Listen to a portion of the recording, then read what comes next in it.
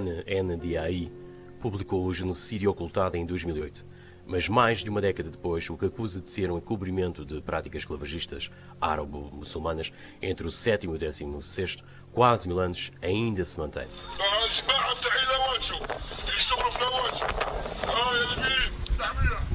A man addressing an unseen crowd. Big strong boys for farm work, he says. 400. 700. 700. 800. The numbers roll in.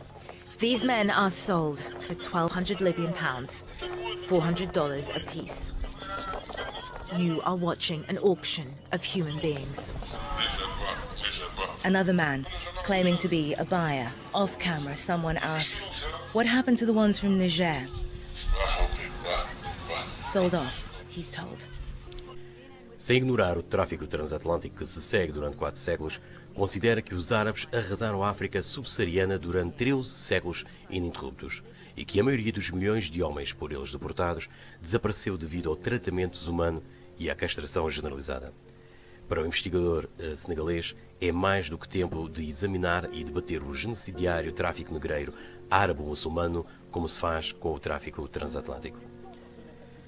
É preciso reconhecer que as implosões pré-coloniais inauguradas pelos árabes destroem sem dúvida os povos africanos, que não tiveram um intervalo desde a sua chegada.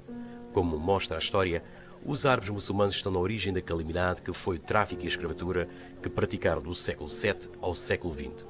E do 7º ao 16º século, durante quase 1000 anos, eles foram os únicos a praticar este comércio miserável, deportando quase 10 milhões de africanos antes da entrada na cena dos europeus. A penetração árabe no continente europeu e negro iniciou a era das devastações permanentes de aldeias e as terríveis guerras santas realizadas pelos convertidos a fim de obter escravos de vizinhos que eram considerados pagãos. Quando isso não era suficiente, invadiram outros alegados irmãos muçulmanos, entre aspas, e confiscaram os seus bens. Sobre este acordo árabe-muçulmano, os povos africanos foram raptados e mantidos reféns permanentemente. O Islão só permite a escravização de não-muçulmanos, kafirs. Mas em relação aos negros, os árabes utilizaram os textos eruditos como os de Al-Dimeshqi. Nenhuma lei, estamos a citar, nenhuma lei divina lhes foi revelada. Nenhum profeta foi mostrado em sua casa. Também são incapazes de conceber as noções de comando e de proibição, desejo e de abstinência. Têm uma mentalidade próxima dos animais. A submissão dos povos do Sudão aos seus chefes e reis deve-se unicamente às leis e regulamentos que lhes são impostos da mesma maneira que os animais. Sim, no inconsciente dos mangrebins, esta história deixou tantos vestígios que para eles o negro continua sendo o escravo. Eles nem podem conceber que os negros estejam entre eles. Basta ver o que está acontecendo na Mauritânia e no Mali, onde os tuaregs do norte jamais aceitarão o poder negro. Os descendentes dos carrascos, como os das vítimas, tornaram-se solidários por motivos religiosos. Mas existem mercados de escravos na Líbia. Somente o debate permitirá superar essa situação. Recorde-se que em França, durante o comércio de escravos e a escravatura, havia filósofos do iluminismo, como o abade Gregório ou mesmo Montesquieu, que defendiam os negros, enquanto no mundo árabe-muçulmano os intelectuais mais respeitados, como Ibn Khaldun, também eram obscurantistas e afirmavam que os negros eram animais. Nenhum intelectual do Maghreb levantou a voz para defender a causa dos negros. Nenhum. É por esta razão que este genocídio assumiu tal magnitude e continua. No Líbano, na Síria, na Arábia Saudita, os trabalhadores domésticos africanos vivem em condições de escravatura. A divisão racial ainda é real na África. Desde o início do comércio oriental de escravos, que os muçulmanos árabes decidiram castrar os negros para evitar que se reproduzem. Esses infelizes foram submetidos a terríveis situações para evitar que se integrassem e implantassem uma descendência nesta região do mundo. Sobre este assunto, os comentários de uma rara brutalidade das 1001 noites testemunham o tratamento terrível que os árabes reservavam aos cativos africanos nas suas sociedades esclavagistas, cruéis e depreciativas, particularmente para os negros. A castração total, a dos eunucos, era uma operação extremamente perigosa. Quando realizada em adultos, matou entre 75% e 80% dos que a ele foram sujeitos. A taxa de mortalidade só foi menor nas crianças, que eram castradas de forma sistemática, mas 30% a 40% das crianças não sobreviveram à castração total. Hoje, A grande maioria dos descendentes dos escravos africanos são, na verdade, nascidos de mulheres deportadas para Areios. Apenas 20% são negros. Essa é a diferença com o comércio transatlântico. Fala-se de genocídio para descrever o comércio de escravos transariano e oriental. O comércio transatlântico praticado por ocidentais não pode ser comparado ao genocídio. A vontade de exterminar um povo não foi provada, porque um escravo, mesmo em condições extremamente más, tinha um valor de mercado para o dono que o desejava produtivo e com longevidade. Para 9 a 11 milhões de deportados durante essa época, existem hoje 70 milhões de descendentes. O comércio árabo-muçulmano de escravos deportou 17 milhões de pessoas que tiveram apenas 1 milhão de descendentes por causa da massiva castração praticada durante quase 14 séculos. Na verdade, foi o Império Romano quem mais praticou a escravidão. Estima-se que, em determinada altura, havia quase 30% da população do Império era escrava. Quanto à África, deve-se notar que, enquanto a propriedade privada não existia, as pessoas funcionariam em cooperativa. Quando a propriedade privada cresceu, eram precisos mais braços para trabalhar. Foi então que os conflitos começaram. E cresceram, e os vencidos foram então reduzidos à escravidão. Estima-se que no século XIX, 14 milhões de africanos ainda estavam escravizados. A escravatura interna existia antes e durante o tráfico árabe-muçulmano e transatlântico. Foram os árabes muçulmanos que começaram o tráfico de escravos em grande escala.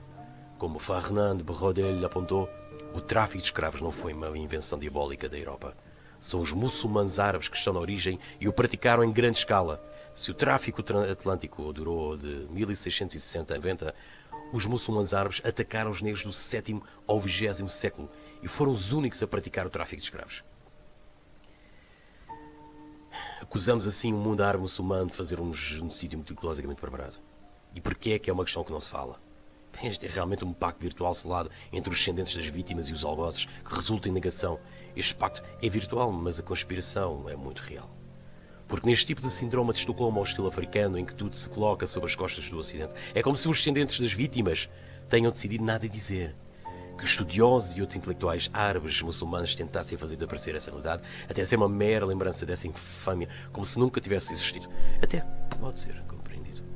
No entanto, é difícil perceber a altitude de muitos cientistas, e mesmo de afro-americanos que se convertem cada vez mais para o Islão. É uma espécie de autocensura.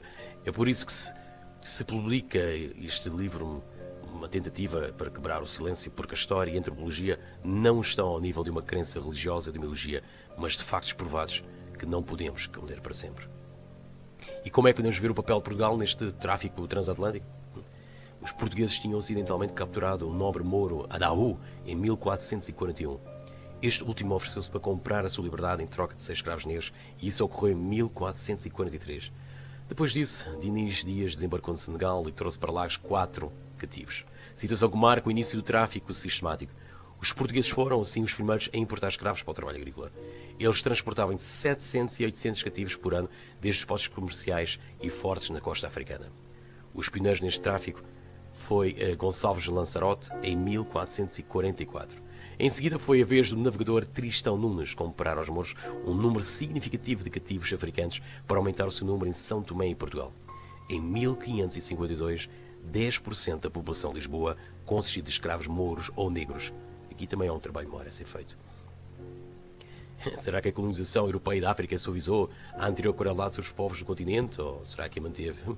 Se essa colonização pudesse ter um rosto, seria aquele que está na origem dos dramas inesquecíveis.